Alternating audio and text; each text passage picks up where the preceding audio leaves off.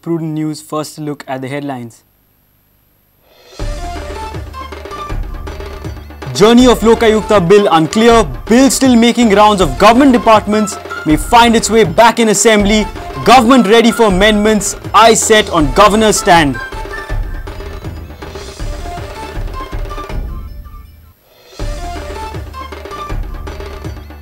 State commercial tax records 500 crore fall over projection. Figures of past 10 months indicate recovery 21% below set target. Watch Treasury Panchanama.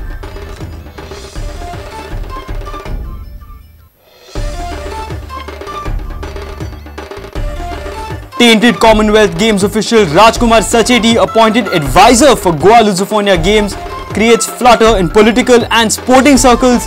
Chairman Shripad Naik quits, blames Chief Minister Parrikar.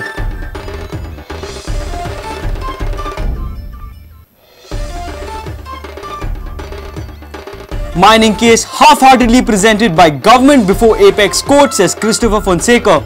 Mining dependents demand corpus fund, not compensation.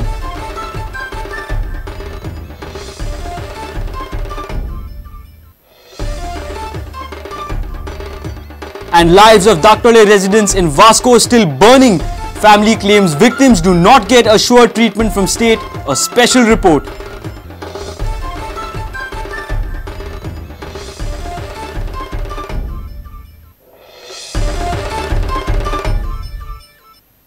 Now the news in detail. Journey of Lokayukta Bill towards Governor's final assent still has a long way to go. Amended Lokayukta Bill was referred to the Law Department by the Vigilance Department on Friday. Sources informed that Law Department will forward the bill to the Raj Bhavan with its report for Governor's assent. But looking at the controversies that have gripped this bill and its journey through various departments till date, it may finally find its way back in the State Assembly in budget session for further amendments. Winter session of State Assembly had passed the amendments in the Lokayukta Bill. Last week, Law Department had referred the draft of Lokayukta to the Vigilance. Vigilance Department has to inform Governor about the reasons behind amendments in the Lokayukta Bill. Vigilance Department has prepared this report and have referred it back to the Law Department. Now, Law Department will verify the report prepared by Vigilance Department and send it to the Governor for his assent. Activists are criticizing government for formulating a toothless Lokayukta Bill. Governor has already received piles of applications from activists, NGOs and opposition parties not to accept the amended Lokayukta Bill. On this backdrop, if the Governor asks for clarifications on the bill, then the process may take a longer duration than expected. Law Department will have to place facts on Lokayukta Bill in front of the Governor. Thereafter, the ball will be in the Governor's court. He may send it back to the government, or bill might find its way again to the Cabinet and Assembly House for passing of amendments. If Lokayukta Bill gets Governor's assent, then it will be sent back to the Law Department. Law Department will send it to the Vigilance Department. Department will prepare a notification on the amended and assented Lokayukta Bill. Law Department will certify the notification. Later, it will be notified by the Law Department. Chief Minister Manohar Parrikar had assured the House that Lokayukta will start functioning by the end of March. After the hue and cry on toothless amendments, CM has even agreed to re-amend the bill in that case. In that case, government will have to place Lokayukta Bill afresh before the Cabinet and the Assembly for passing the amendments. The journey of Lokayukta is still unclear. A senior reporter from Panji, Lokik Shilkar. State commercial tax growth is 21% below, that's 500 crores short of projected target. It's only 2% on average. Added with mining-linked economic crisis, government has not yet been able to compensate the loss on petroleum VAT through alternate revenue mobilization. Finance Minister had projected a commercial tax rise of almost 23% this fiscal. But considering current scenario, tax recovery will likely fall short by almost 450 crores with just a month away from new financial year. Watch Treasury Panchanama.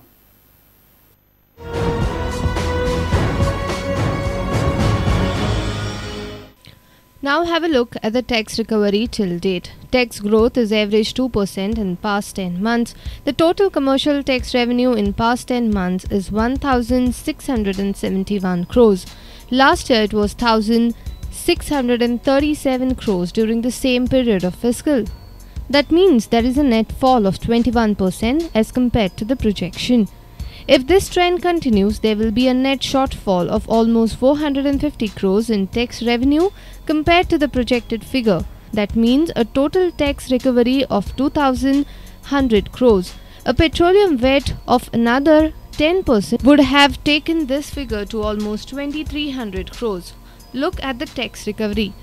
Barring month of May, which shows a growth of 22%, the months like June, September, December, January are showing a negative growth and fall in tax recovery, September being worst with minus 10%. Tax recovery is growing by just 2%. Actually, it should have been 25% considering the budget projection. Tax growth is actually 21% negative. Have a look at the revenue from various state taxes. The trend of tax growth in past 3 to 4 years shows a 20% average annual growth. This time the government has projected it to be 25% as estimated in the state budget, but whole arithmetic has collapsed after economic slowdown post-mining ban. The commercial tax revenue may touch a maximum mark of 2,100 crores. Look at this table. It shows proportion of quarterly tax recovery as compared to the total annual tax. Quarter of July to September adds up least tax revenue of 21%. The maximum tax recovery is usually in last quarter and figure touches almost 30%. But look at the current trend. The recovery is almost 4% below the usual quarterly recovery.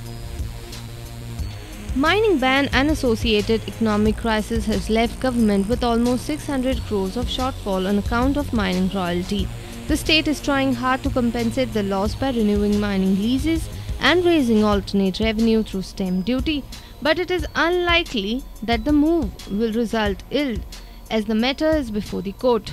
Added with the commercial tax fall, government will likely find a gross shortfall of almost 1,000 crores in its treasury by financial year end. Bureau Report, Prudent.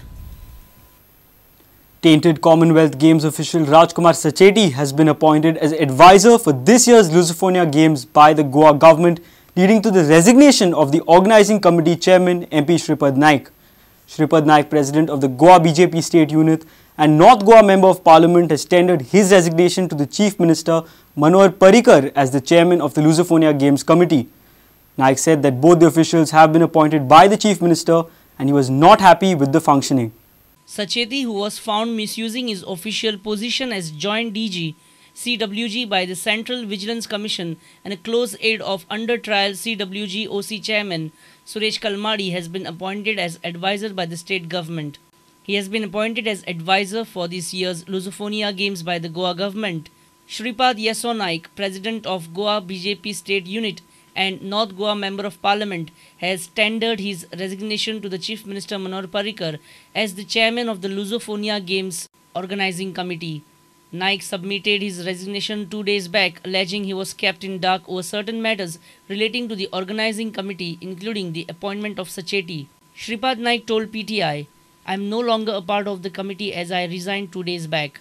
I resigned because I wasn't kept in the loop about these appointments, and that's one reason why I submitted my papers. Nothing was known to me about the functioning of the committee." Naik said that both the officials have been appointed by the CM and he was not happy with the functioning of the game organizing committee. The eligible candidates like Rosh Dias and Dr. Suzanne D'Souza, both of whom had served as Goa Director of Sports and Youth Affairs, were ignored for the job despite their proven credentials as sports administrators. Goa CM Manohar Parrikar has now taken over the chairman of the organizing committee after the appointment of Sacheti, who was once the private secretary to Kalmadi in the IOA, has created a flutter in political and sporting circles of Goa. Bureau Report, Prudent Media. Well, it's time for a short break. Stay tuned.